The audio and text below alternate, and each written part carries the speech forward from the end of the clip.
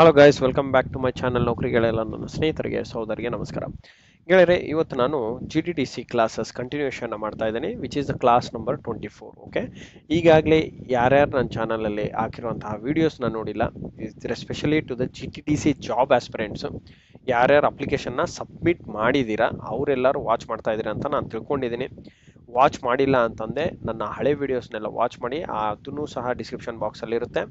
ಆ ಲಿಂಕ್ನೆಲ್ಲ ನಾನು ಡಿಸ್ಕ್ರಿಪ್ಷನ್ ಬಾಕ್ಸಲ್ಲಿ ಹಾಕಿರ್ತೀನಿ. ಆದ ನಂತರ ಇನ್ನೂ ನಿಮಗೆ ಜಾಸ್ತಿ ದಿನ ಉಳಿದಿಲ್ಲ ಗೈಸ್, ಜಸ್ಟ್ 12 ಡೇಸ್ ರಿಮೈನಿಂಗ್ ಇದೆ. ಓನ್ಲಿ 12 ಡೇಸ್ ರಿಮೈನಿಂಗ್ ಇದೆ ಯಾವುದಕ್ಕೆ, ಅಪ್ಲಿಕೇಶನ್ನ ಸಬ್ಮಿಟ್ ಮಾಡೋದಕ್ಕೆ ಸಲುವಾಗಿ. ಓಕೆ,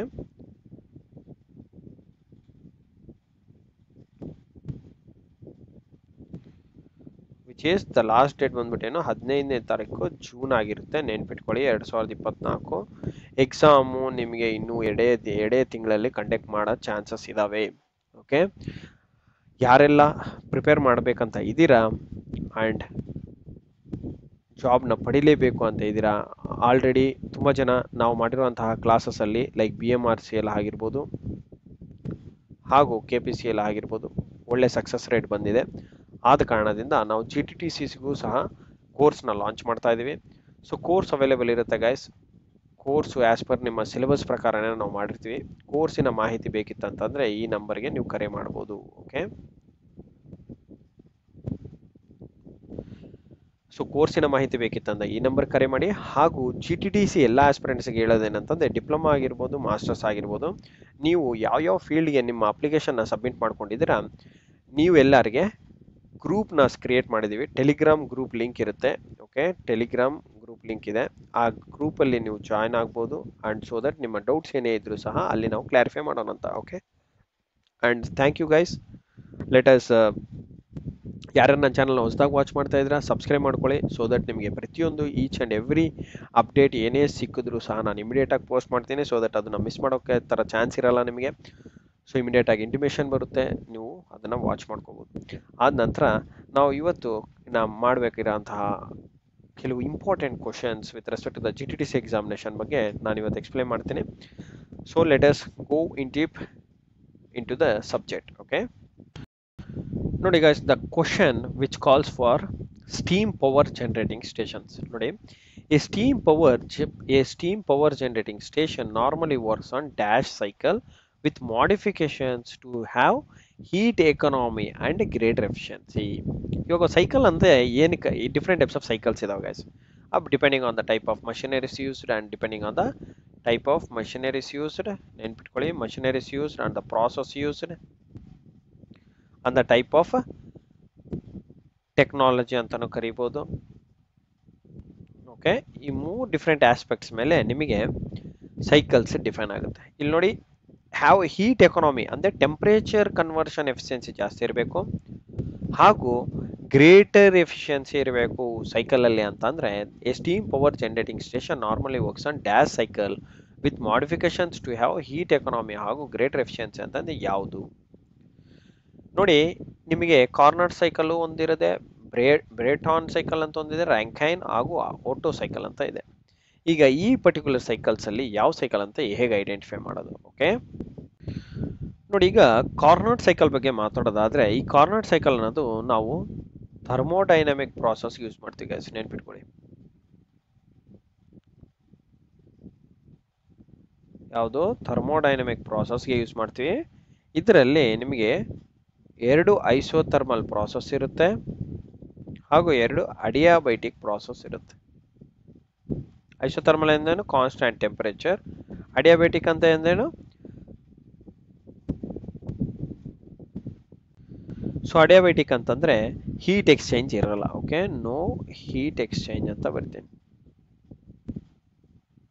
ಓಕೆ, ಇದು ಕಾರ್ನರ್ ಸೈಕಲ್. ಈ ಕಾರ್ನರ್ ಸೈಕಲ್ನ ನಾವು ಯೂಶುವಲಿ ಸ್ಟೀಮ್ ಇಂಜನ್ಸ್ ಯೂಸ್ ಮಾಡ್ತೀವಿ. ಓಕೆ, ಸೊ ಈ ಕಾರ್ನರ್ ಸೈಕಲ್ನ ನಾವು ಯೂಶುವಲಿ ಹೀಟ್ ಇಂಜನ್ಗೆ ಯೂಸ್ ಮಾಡ್ತೀವಿ guys, not for steam engine. ಇದು ಯಾವುದಕ್ಕೆ? ಹೀಟ್ ಇಂಜನ್ಗೆ ಯೂಸ್ ಮಾಡ್ತೀವಿ. ನೆನ್ಪಿಟ್ಕೊಳ್ಳಿ, Carnot cycle for heat engines. Okay, heat ಇರೋಂಥ ಇಂಜನ್ಸ್ಗೆ ಯೂಸ್ ಮಾಡ್ತೀವಿ, ಹೀಟ್ ಇಂಜನ್ಸ್ಗೆ ಯೂಸ್ ಮಾಡ್ತೀವಿ. ವೇರ್ ನಾವು coming towards the Brayton cycle. Okay, so Brayton cycle ಅಂತಂದರೆ ಇದನ್ನು ನಾವು usually most of the places ಅಲ್ಲಿ ಯೂಸ್ ಮಾಡಲ್ಲ, only special cases like aircraft applications. Okay, aircraft applications ಅಲ್ಲಿ ಯೂಸ್ ಮಾಡ್ತೀವಿ.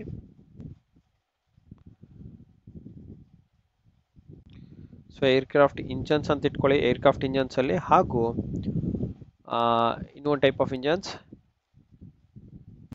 ಏರ್ಕ್ರಾಫ್ಟ್ ಇಂಜನ್ಸ್ ಹಾಗೂ ಪವರ್ ಇಂಜನ್ಸ್ ಅಲ್ಲಿ ಯೂಸ್ ಮಾಡ್ತೀವಿ. ಏನು ಪವರ್ ಪ್ಲಾಂಟ್ಸ್ ಅಂತ ತಿಳ್ಕೊಳ್ಳಿ, ಪವರ್ ಪ್ಲಾಂಟ್ಸ್ ಅಲ್ಲಿ ಯೂಸ್ ಮಾಡ್ತೀವಿ. ಇದು ಯಾವ ಟೈಪ್ ಆಫ್ ಇಂಜನ್ಸ್ ಅಂತಂದ್ರೆ ಇದು ನಿಮಗೆ ಗ್ಯಾಸ್ ಟರ್ಬೈನ್ಸ್ ಅಂತ ಕರಿಬಹುದು. ಗ್ಯಾಸ್ ಟರ್ಬೈನ್ ಇಂಜನ್ಸ್ ಅಲ್ಲಿ ನಾವು ಜಾಸ್ತಿ ಯೂಸ್ ಮಾಡ್ತೀವಿ, ಅದು ಬ್ರೇಟಾನ್. ನೆನ್ಪಿಟ್ಕೊಳ್ಳಿ ಗೈಸ್, ಇವೆಲ್ಲ ವೆರಿ ವೆರಿ ಇಂಪಾರ್ಟೆಂಟ್. ಕಾರ್ನಾಟ್ ಬಂದು ಥರ್ಮೋಡೈನಮಿಕ್ ಪ್ರಾಸೆಸ್ ಯೂಸ್ ಮಾಡ್ತೀವಿ, ಎಲ್ಲಿ 2 ಅಡಿಯಾಬೇಟಿಕ್ ಪ್ರಾಸೆಸ್ ಹಾಗೂ 2 ಐಸೋಥರ್ಮಲ್ ಇರುತ್ತೆ. ಐಸೋಥರ್ಮಲ್ ಅಂದ್ರೆ ಕಾನ್ಸ್ಟೆಂಟ್ ಟೆಂಪರೇಚರ್, ಅಡಿಯಾಬೇಟಿಕ್ ಅಂತಂದ್ರೆ ನೋ ಹೀಟ್ ಎಕ್ಸ್ಚೇಂಜ್ ಇರುತ್ತೆ, ಹೀಟ್ ಎಕ್ಸ್ಚೇಂಜ್ ಇರಲ್ಲ. ಅದೇ ಥರ ಬ್ರೇಟಾನ್ ಅಂತಂದ್ರೆ ಗ್ಯಾಸ್ ಟರ್ಬೈನ್ಸ್ ಮಾತ್ರ ಯೂಸ್ ಮಾಡ್ತೀವಿ, ಗ್ಯಾಸ್ ಟರ್ಬೈನ್ ಇಂಜನ್ಸ್ ಅಂತ ಬ್ರೇಟಾನ್ ಬರುತ್ತೆ. ಅದೇ ಥರ ಏರ್ಕ್ರಾಫ್ಟ್ ಇಂಜನ್ಸ್ ಹಾಗೂ ಪವರ್ ಪ್ಲಾಂಟ್ಸ್ಗೆ ಯೂಸ್ ಮಾಡ್ತಾರೆ. ಈಗ ರ್ಯಾಂಕನ್ ಸೈಕಲ್ ಬಗ್ಗೆ ಬಂದರೆ ಇದನ್ನ ನಾವು ಸ್ಟೀಮ್ ಪವರ್ ಪ್ಲಾಂಟ್ಸ್ ಯೂಸ್ ಮಾಡ್ತೀವಿ, ನೆನ್ಪಿಟ್ಕೊಳ್ಳಿ. ಸ್ಟೀಮ್ ಪವರ್ ಪ್ಲಾಂಟ್ಸ್ಗೆ ಯೂಸ್ ಮಾಡ್ತೀವಿ. ಸೊ ಈಗ ಅವ್ರು ಕೇಳಿರೋಂತಹ ಕ್ವಶನ್ಗೆ ಆನ್ಸರ್ ಬಂದ್ಬಿಟ್ಟು ರ್ಯಾಂಕೈನ್ ಆಗಿರುತ್ತೆ. ಇನ್ನು ಒಟ್ಟೋ ಸೈಕಲ್ಗೆ ಬಂದೆ, ಇದನ್ನ ನಾವು ಒಟ್ಟೋ ಸೈಕಲ್ನ ನಾವು ಕಾನ್ಸ್ಟ್ಯಾಂಟ್ ವಾಲ್ಯೂಮ್ ಇಂಜನ್ಸ್ ಅಂತಾನೂ ಕರಿತೀವಿ. ಏನು ಕಾನ್ಸ್ಟ್ಯಾಂಟ್ ವಾಲ್ಯೂಮ್ ಹತ್ರ ಯೂಸ್ ಮಾಡ್ತೀವಿ ಜಾಸ್ತಿ. ಓಕೆ, ಅಂಡ್ ಈ ಇಂಜನ್ಸ್ ಬಂದ್ಬಿಟ್ಟು ಸ್ಪಾರ್ಕ್ ಇಗ್ನಿಷನ್ ಇಂಜನ್ಸ್ ಅಂತ ಕರಿತೀವಿ. ಏನು ಸ್ಪಾರ್ಕ್ ಇಗ್ನಿಷನ್ ಆರ್ ಗ್ಯಾಸೋಲಿನ್ ಇಂಜನ್ಸ್ ಅಂತಾನು ಕರಿಬಹುದು. ಸೊ ಒಟ್ಟೋ ಸೈಕಲ್ ನಾವ್ ಎಲ್ಲಿ ಯೂಸ್ ಮಾಡೋದು ಸ್ಪಾರ್ಕ್ ಇಗ್ನಿಷನ್ ಆರ್ ಗ್ಯಾಸೋಲಿನ್ ಇಂಜನ್ಸ್ ಅಲ್ಲಿ ಯೂಸ್ ಮಾಡ್ತೀವಿ ಗೈಸ್. ಓಕೆ, ಸೊ ಇದರಲ್ಲೂ 4 ಪ್ರಾಸೆಸ್ ಬರುತ್ತೆ. ಪ್ರಾಸೆಸ್ ಬಗ್ಗೆ ಅಷ್ಟು ಡೀಟೇಲ್ ಬೇಕಾಗಿಲ್ಲ ನಿಮಗೀಗ. ಒಟ್ಟೋ ಸೈಕಲ್ ಬಗ್ಗೆ ಅಂತಂದ್ರೆ ಕಾನ್ಸ್ಟೆಂಟ್ ವಾಲ್ಯೂಮ್ ಇಂಜನ್ಸ್ ನೋಡಿ, ನೆನ್ಪಿಟ್ಕೊಳ್ಳಿ. ಸೊ ಇದೆಲ್ಲ ನಿಮಗೆ in detail about the types of cycles. Okay, next. So now going towards another question, that is, what will happen if the voltmeter is connected like an ammeter in series with the load? ಇವಾಗ volt ಮೀಟರ್ನ ನಾವು ಯಾವಾಗಲೂ ಹೇಗೆ connect ಮಾಡಬೇಕು, across the load, across the power supply connect ಮಾಡಬೇಕು. ಇದು face ಇರುತ್ತೆ, ಇದು neutral ಇದೆ ಅಂತ ಇಟ್ಕೊಳ್ಳಿ. ಈಗ ನೀವು ಈ ಟರ್ಮಿನಲ್ನ ತೊಗೊಂಬಂದು ಇಲ್ಲಿ ಸಪ್ಲೈ ವೋಲ್ಟೇಜ್ಗೆ ಇಲ್ಲಿ 230 ವೋಲ್ಟ್ಸ್ ಇದೆ, ಈ 230 ವೋಲ್ಟ್ಸ್ನ ಮೆಜರ್ ಮಾಡ್ಬೇಕಂತ ಇಲ್ಲಿ ವೋಲ್ಟ್ ಮೀಟರ್ ಹಾಕಿದ್ರೆ ನಿಮ್ಗೆ ಅವಾಗ ಈ ಫೇಸ್ ನ್ಯೂಟ್ರಲ್ ಎರಡಕ್ಕೂ ಅಕ್ರಾಸ್ ಆಗಿರಬೇಕು. ಈಗ ನೀವು ಈ ಫೇಸ್ ವೈರ್ ಒಳಗಡೆನೆ ನೀವು ಆಮ್ಮೀಟರ್ನ ನಾವು ಕೂಡಿಸ್ತೀವಿ. ಓಕೆ, ಯಾವುದಾದ್ರೂ ಆಮ್ಮೀಟರ್ ಅಂತಂದ್ರೆ ಸೀರೀಸಲ್ಲಿ ಕೂಡಿಸ್ಬೇಕು ಯೂಶಲಿ, ರೈಟ್? ಅದು ಫೇಸ್ ವೈರ್ ಆದರೂ ಇರ್ಬೋದು ಅಥವಾ ನ್ಯೂಟ್ರಲ್ ವೈರ್ ಆದರೂ ಇರ್ಬೋದು, ಸೀರೀಸಲ್ಲಿ ಕೂಡಿಸ್ಬೇಕಾಗುತ್ತೆ. ಓಕೆ, ನೀವು ಅಕ್ರಾಸ್ ಕೂಡ್ಸೋಕ್ಕಲ್ಲ, ಅಕ್ರಾಸ್ ಮಾತ್ರನೇ ನಾವು ವೋಲ್ಟ್ ಮೀಟರ್ನ ಕೂಡಿಸ್ಬೇಕು, ನೆನ್ಪಿಟ್ಕೊಳ್ಳಿ. ಸೊ ಸೀರೀಸಲ್ಲಿ ನಾವು ಆಮ್ಮೀಟರ್ ಕೂಡಿಸ್ಬೇಕು, ಇದು ರೈಟ್ ಟೈಪ್ ಆಫ್ ಕನೆಕ್ಷನ್. ಆಮ್ಮೀಟರ್ನ ಸೀರೀಸಲ್ಲಿ ಕೂಡಿಸ್ಬೇಕು, ವೋಲ್ಟ್ ಮೀಟರ್ನ ಅಕ್ರಾಸ್ ಅಲ್ಲಿ ಕೂಡಿಸ್ಬೇಕು. ಓಕೆ, ಬಟ್ ಈಗ ಏನಂತಿದ್ದಾರೆ, what will happen if the voltmeter is connected like an ammeter ಅಂತ ಇದ್ದಾನೆ. ಅಂದ್ರೆ ಈ ತರ ಮಾಡೋ ಕನೆಕ್ಷನ್ ಟೈಪ್ ಅಲ್ಲಿ, ಅಂದ್ರೆ ಆಮ್ಮೀಟರ್ ಪ್ಲೇಸ್ ಅಲ್ಲಿ ಈಗ ವೋಲ್ಟ್ ಮೀಟರ್ ಇಟ್ರೆ ಏನಾಗುತ್ತೆ ಅಂತ ಹೇಳ್ತೀವಿ. ಈ ಫೇಸ್ ವೈರ್ ಇದೆ, ಇಲ್ಲಿ ನ್ಯೂಟ್ರಲ್ ವೈರ್ ಇದೆ. ಈಗ ಆಮ್ಮೀಟರ್ ಪ್ಲೇಸ್ ಅಲ್ಲಿ ವೋಲ್ಟ್ ಮೀಟರ್ ಹಾಕಿದ್ರೆ ಏನಾಗುತ್ತೆ ಲೋಡ್ಗೆ? ಓಕೆ, ವಿತ್ ದ ಲೋಡ್ ಅಂತ ಇದ್ದಾನೆ. ಸೊ ನಾನು ಇಲ್ಲಿ ಲೋಡ್ ಹಾಕ್ತೇನೆ, ರೆಸಿಸ್ಟೆನ್ಸ್ ಲೋಡ್ ಹಾಕಿದ್ದೇನೆ. ಓಕೆ, ಲೋಡ್ ಹಾಕಿದ್ರೆ ಏನಾಗುತ್ತೆ? ವೋಲ್ಟ್ ಮೀಟರ್ ನಮಗೆ ವೋಲ್ಟೇಜ್ನ ಮೆಷರ್ ಮಾಡುತ್ತಾ ಅನ್ನೋದು ಫಸ್ಟ್ ಪಾಯಿಂಟ್. ನೋಡಿ, ಕರೆಂಟ್ ಮೆಷರ್ ಮಾಡ್ಬೇಕಂತಂದ್ರೆ ಕರೆಂಟ್ ಲಾಸ್ ಇರಲ್ಲ ಸೀರೀಸಲ್ಲಿ ಕನೆಕ್ಟ್ ಮಾಡೋದ್ರಿಂದ. ಓಕೆ, ವೋಲ್ಟ್ ಮೀಟರ್ಗೆ ನಾವು ಪ್ಯಾರಲ್ ಕನೆಕ್ಟ್ ಮಾಡೋದ್ರಿಂದ ಏನಾಗುತ್ತಂತಂದ್ರೆ ನಿಮಗೆ ಯಾವುದೇ ತರದ ವೋಲ್ಟೇಜ್ ಲಾಸ್ ಇರಲ್ಲ. ಈಗ ಸೀರೀಸಲ್ಲೇ ಕನೆಕ್ಟ್ ಮಾಡಿದ್ರೆ ಏನಾಗುತ್ತೆ? ಕರೆಂಟೇ ಫ್ಲೋ ಆಗಲ್ಲ ಗಾಯ್ಸ್, ನೆನ್ಪಿಟ್ಕೊಳ್ಳಿ. ಏನು ಕರೆಂಟೇ ಫ್ಲೋ ಆಗಲ್ಲ, I will become equals to 0. There will be no current in the circuit. This is what your right answer. ಬೇರೆ ಬಗ್ಗೆ ತಲೆ ಕೆಡಿಸ್ಕೋಬೇಡಿ. The measurement will be too high, no ಮೆಜರ್ಮೆಂಟೇ ಇರಲ್ಲ. The meter will burn out, possible ಇಲ್ಲ, ಯಾಕಂದ್ರೆ ಇದ್ರದ್ದು high resistance ಇರುತ್ತೆ, ಬರ್ನ್ ಔಟ್ ಆಗೋ ಚಾನ್ಸ್ ಇಲ್ಲ. And high current will flow ಅಂತಾನೆ, ಕರೆಂಟೇ ಫ್ಲೋ ಆಗಲ್ಲ, ಯಾಕಂದ್ರೆ because of high resistance it will not allow any current to flow in the circuit. So there will be no current in the circuit is the right answer for your particular question. So ಇಷ್ಟು ಹೇಳ್ತಾ ನಾನು ನನ್ನ ವಿಡಿಯೋನ ಮುಗಿಸ್ತಾ ಇದ್ದೀನಿ guys, and thank you for watching my video. And ಈ ವಿಡಿಯೋನಲ್ಲಿ ಕೊಟ್ಟಿರೋಂತಹ ಮಾಹಿತಿ ಹಾಗೂ ಇನ್ಫಾರ್ಮೇಷನ್ ಲೈಕ್ ಆಗಿರುತ್ತೆ ಅಂತ ನಾನು ತಿಳ್ಕೊಂಡಿದ್ದೀನಿ. ಸೊ ಲೈಕ್ ಬಟನ್ನ ಕ್ಲಿಕ್ ಮಾಡಿ. ಆ್ಯಂಡ್